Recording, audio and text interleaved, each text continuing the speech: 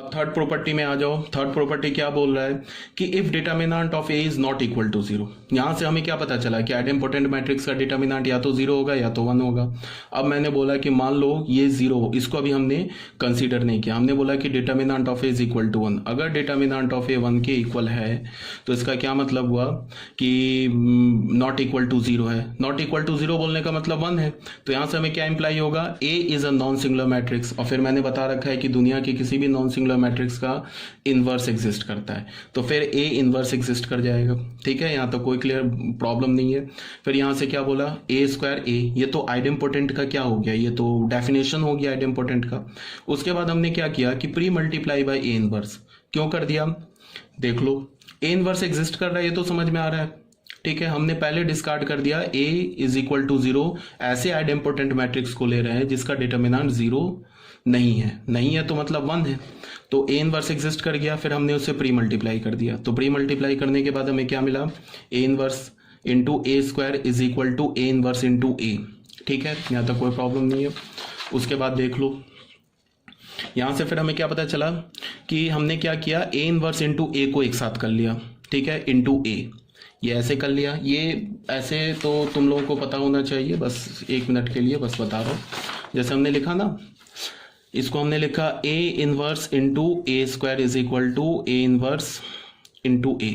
तो ये तो मैंने ऑलरेडी बता रखा है कि ए इंटू ए इनवर्स लिखो या ए इनवर्स इंटू ए लिखो, ये हमेशा आइडेंटिटी मैट्रिक्स के इक्वल होता है, ये तो बता रखा है। अब तुम इसको क्या लिख सकते हो, यहां से ध्यान दो, इसको मैं लिख सकता हूं ए इनवर्स इंटू ए और ये तो आई हो जाएगा। इसको एक साथ क्लब किया तो ये क्या हो गया, I into A is equal to I. तो यहां से हमें क्या पता चला, A is equal to I. ठीक है ना, तो यहां से हमें क्या कंक्लूजन मिला, ये हमें कंक्लूजन मिला कि अगर कोई भी एक आइडेम्पोटेंट मैट्रिक्स है और उसका डिटर्मिनेंट जीरो नहीं है तो वो हमेशा एक आइडेंटिटी मैट्रिक्स होगा। इसको हम ऐसे भी बोल सकते हैं, non singular idempotent matrix has to be an identity matrix. ठीक है, अगर हमारे पास कोई मैट्रिक्स है वो आइडेम्पोटेंट है और वो सिंगुलर मैट्रिक्स है, तब उसके बारे में हम कुछ नहीं बोल सकते। बात आ रही है समझ में, तब वो आइडेंटिटी मैट्रिक्स नहीं होगा।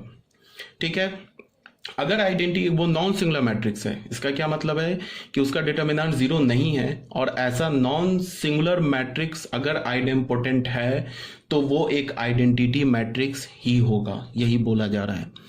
ठीक है, तो ये 3 पॉइंट्स हैं, इस 3 पॉइंट्स को आप याद रखेंगे। पहला पॉइंट क्या है, क्विकली एक बार रिवाइज करा दे रहा हूं।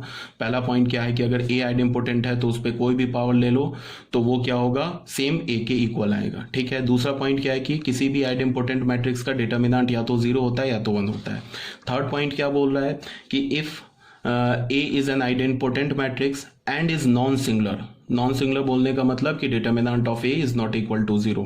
ठीक है, then A must be an identity matrix. तो ए क्या होगा, आइडेंटिटी मैट्रिक्स होगा। तो ये हमारा फर्स्ट टाइप का मैट्रिक्स था जिसको हमने क्या बोला, आइडेम्पोटेंट मैट्रिक्स। ठीक है, कोई बहुत याद रखने में टफ नहीं है, आप याद रख सकते हो। कोई प्रॉपर्टी ऐसी नहीं है कि तुम्हें रटना पड़े, बस ये सिंपल लॉजिक बेस्ड है। तुम अगर इसको ध्यान से एक बार देख लोगे, खुद से लिख लोगे ना, एक बार प्रॉपर्टी को लिख लोगे, ऐसे सुन के छोड़ दोगे तो नहीं याद रहेगा, एक बार लिख लोगे तो फिर याद रहेगा हमेशा। ठीक है, अब सेकंड मैट्रिक्स में आ जाते हैं। इसे हम क्या बोलते हैं, इनवोलेटरी मैट्रिक्स। ठीक है, इनवोलेटरी मैट्रिक्स किसे बोलते हैं वो देख लेते हैं। Square matrix is equal to A I J of order N is called involutory if A square is equal to identity matrix. अगर हमारे पास कोई ए मैट्रिक्स है और वो इनवॉलेटरी मैट्रिक्स है तो उसका कंडीशन क्या है कि अगर तुम उसका स्क्वायर लोगे ना तो वो एक आइडेंटिटी मैट्रिक्स के इक्वल आ जाएगा। ठीक है, आइडेम्पोटेंट का क्या कंडीशन था कि A square is equal to A. Involutory का क्या कंडीशन है कि A square is equal to identity matrix. Clear है, अब इसके कुछ प्रॉपर्टीज देख लो तुम। फर्स्ट प्रॉपर्टी क्या बोल रहा है कि if A square is equal to I n, ये तो कंडीशन है इस मैट्रिक्स का, इनवॉलेटरी मैट्रिक्स का। अगर दोनों साइड हमने डिटर्मिनेंट ले लिया तो determinant of A square is equal to determinant of I n, तो ये आई एन किसी भी आइडेंटिटी मैट्रिक्स का डिटर्मिनेंट किसके इक्वल होता है, वन के इक्वल होता है।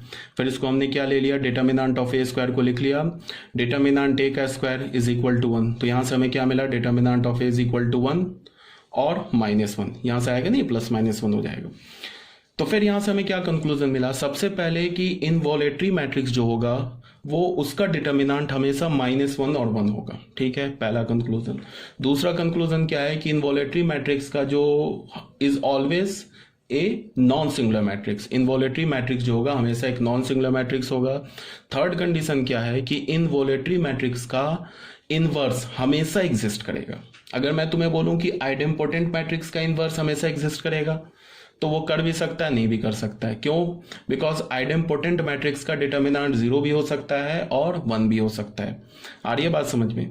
बट इनवॉलेटरी मैट्रिक्स का इनवर्स हमेशा एग्जिस्ट करेगा, because every involutory matrix is a non singular matrix. ठीक है, बात आ गई समझ में। अब प्रॉपर्टी 1 देख लो, ये इनवॉलेटरी मैट्रिक्स का अब सेकंड प्रॉपर्टी देख लो। सॉरी, यहाँ पे क्या बोला जा रहा है कि if A is an involutory matrix, अगर ए इनवॉलेटरी मैट्रिक्स है such that determinant of A is equal to 0।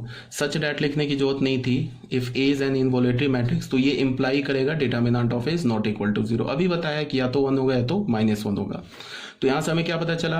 A is a non singular matrix. A हमारा क्या है? नॉन सिंगुलर मैट्रिक्स है, तो फिर ए इनवर्स एग्जिस्ट करेगा।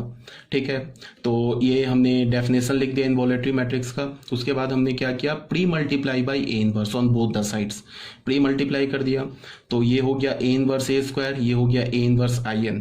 तो किसी भी मैट्रिक्स को अगर तुम एक आइडेंटिटी मैट्रिक्स से मल्टीप्लाई करोगे वो तो सेम मैट्रिक्स आ जाएगा। अब इससे हमने क्या किया? ए स्क्वायर को लिखा ए इंटू ए, एक ए को इसके साथ क्लब कर दिया, तो ये क्या हो गया? आई। ठीक है, तो यहां से हमें क्या मिला?